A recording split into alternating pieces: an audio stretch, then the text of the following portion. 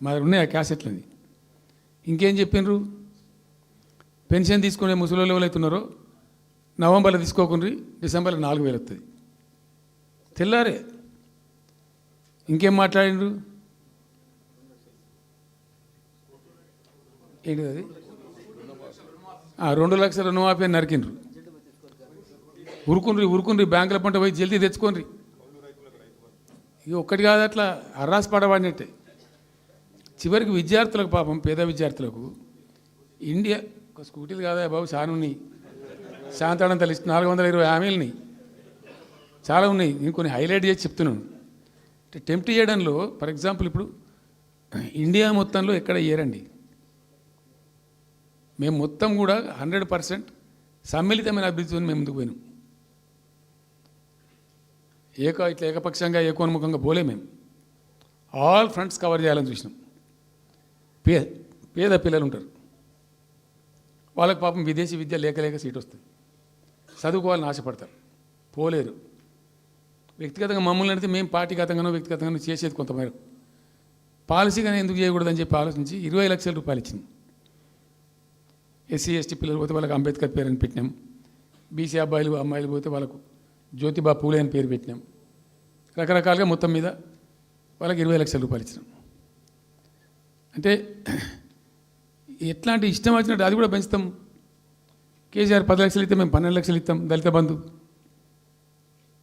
ఇట్లా ఎన్నండి ఇష్టం వచ్చిన అంటే నోటికి మొక్కాలిగా. అది కూడా 100 రోజుల లోపలనే ఇస్తాం. ఆ కార్డులు వంచుడు, సంతకాలు పెట్టి బాండ్ సంతకాలని ఇంటింటి కార్డులు వంచి మొత్తం చెడగోపం పెట్టారు. దిక్కుమాలిన దరిద్రం అంతా నెత్తిన పెట్టి కంప్లీట్ ప్రజలను టెంప్ట్ చేసి ఇలా వడ్లు కొంటలేరండి. సన్నాలు మొత్తం వడ్ల ప్రతి ధాన్యానికి లిస్టు, పెద్ద లిస్టు, శాంతాడంత లిస్టు. ఇక కందులకింత, మినుములకింత, పసుపుకింత, పప్పుకింత, మొక్కజొన్నకింత, అన్నిటికీ 500 బోనస్. అన్నిటికీ ఏమి దేనికి దిక్కులేదు. పత్తి కొనే దిక్కులేదు, వడ్లు కొనే దిక్కులేదు. ప్రైవేట్గా అమ్ముకుంటారు, దోపిడికి గురి అమ్ముకుంటారు. పాపం ఏడ్చుకుంటూ కన్ననీళ్ళు కుక్కుంటారు. చివరికి వస్తే యూరియా సప్లై చేసే తెలివితేటలు లేవానండి. మా గవర్నమెంట్ ఉన్నప్పుడు రైతులు గ్రామాలలో ఒక ఆటో రిక్షాకి డబ్బులు ఇచ్చి 10 బస్తాలు తెచ్చి బాబు అంటే తెచ్చి ఇక్కడ పడేసిపోతుండే వాడు పొలం కాడ.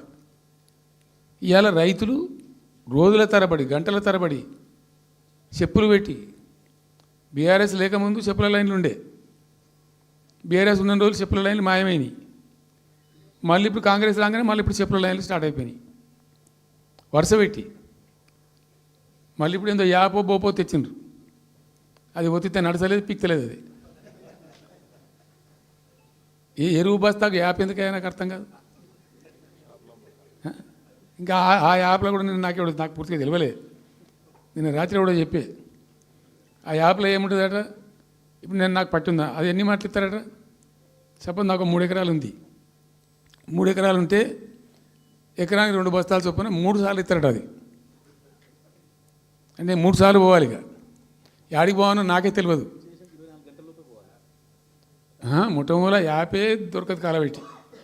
అది ఏదైనా చదువుకుని పోరాన్ని పెట్టుకొని విని పట్టుకొని తిప్పలు పడదామంటే కూడా ఆ యాప్ ఒత్తితే ఏం కనబడుతుందట. యాప్ ఒత్తితే ఏం కనబడుతుందట. ఏ గోదాంలో ఎరువులు అని చెప్తారట. అంటే ఇలా గజ్వేల్లో చెప్తారు, రేపు సిద్దిపేటలో చెప్తారు, ఎల్లుండి సిరిసిల్లలో చెప్తారు. ఏ గోదాంకు పోవాలి, ఎటు పోవాలి, ఇంతకన్నా జోక్ ఉంటుందా. రైతులకు మండల కేంద్రంలో ఎరువుల దుకాణం ఉంటుంది, తప్పితే వాళ్ళ తాలూకా కేంద్రంలో ఉంటుంది ఎక్కువ. అలా సాగుకారు ఉంటాడు, ఇచ్చేటోడు ఉంటాడు, అప్పిచ్చేటోడు ఉంటాడు. మనం బాగా విస్తరించామమ్మా. నేను ఏమంటున్నానంటే 7100 కొనుగోలు కేంద్రాలు పెట్టినాం కదా. వాళ్ళ ఊర్లో పోయి కొన్నాం కదా. ధాన్యం నెత్తిన పెట్టుకొని వాళ్ళ అంగడికి వచ్చి ఈ మార్కెట్ పైన తిరుగుడే బంద్ చేసినాం కదా. అసలు రైతు సెంట్రిక్గానే మన పరిపాలన ఉండే కదా కంప్లీట్గా. అని మొత్తం సాప్ పట్టేసిండ్రు. ఇప్పుడు అరాసపాడలు వాడి 2 సార్లు రైతు బంద్ కొట్టిండ్రు. పెన్షన్ 4000 ఇస్తామని 2 నెలల పెన్షన్ కొట్టిండ్రు. చాలా భయంకరమైనటువంటి పరిస్థితి తీసుకొచ్చిండ్రు రాష్ట్రంలో. ఇంత దిక్కుమాలిన కథ. నిరుద్యోగ భృతి ఇస్తాము, ఇవాళ మొక్కాల ఎన్ని అసలు హామీలు. నిరుద్యోగ భృతి ఇస్తాము, తోక ఇస్తాము, నోటిఫికేషన్లు ఇస్తాము,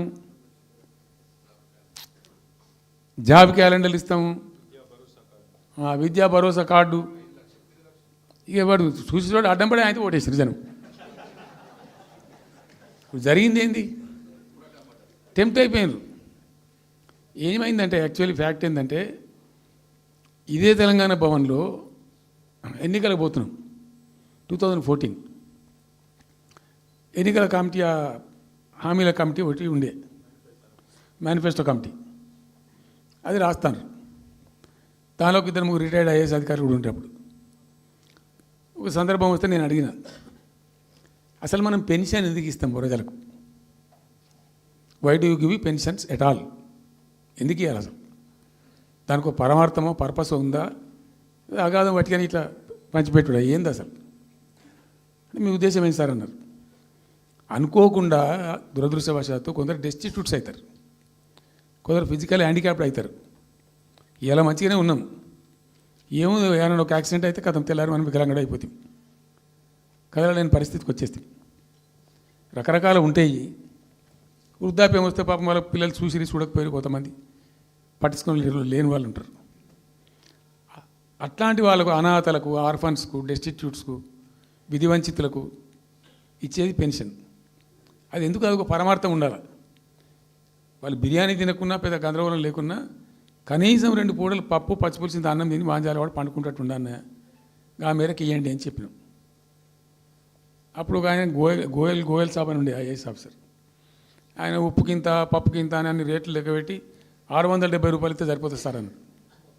నేను గావాలకి ఇచ్చేదానికి కోసి జాయిన్ అవ్వాలి, ఒక 1000 రూపీస్ పెట్టు, పెద్ద కథ ఎందుకు అని 1000 చేసాం. దేనికన్నా కానీ 1000 రూపీస్ చేసినాం ఫస్ట్.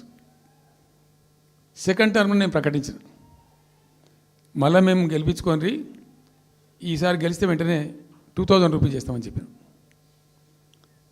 మొదలు 1000 అన్నప్పుడు అడగలే, మా అంతటా మేమే సుమోటోగా మాట్లాడి చెప్పి డే 1 గవర్నమెంట్ ఇచ్చిన ఫస్ట్ క్యాబినెట్ని డిసైడ్ చేసి 1000 రూపీస్ పెట్టాం.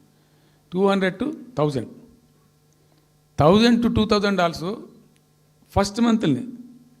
సెకండ్ టర్మ్లో మా గవర్నమెంట్ వస్తే ఫస్ట్ మంతే, ఏ మంత్లో గవర్నమెంట్ వచ్చినా అదే మంత్లో 2000 రూపీస్ చేసినాం, జనానికి అందించినాం.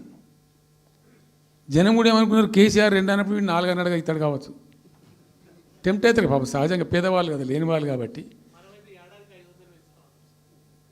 మనది కాదు సబ్జెక్ట్, అది కాదు కదా.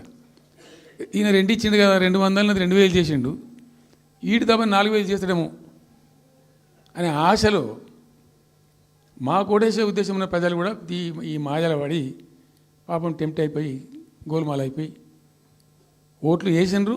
ఇలా తలలు బాదుకుంటున్నారు, తిడుతున్నారు, భయంకరమైన తిడుతున్నారు. నిన్న నేను హైదరాబాద్ వస్తున్నాను, నిన్న నేను మా ఫామ్ నుంచి బయలుదేరి వస్తుంటే ఒక 10 చోట్ల ప్రామిస్ చెప్తున్నాను.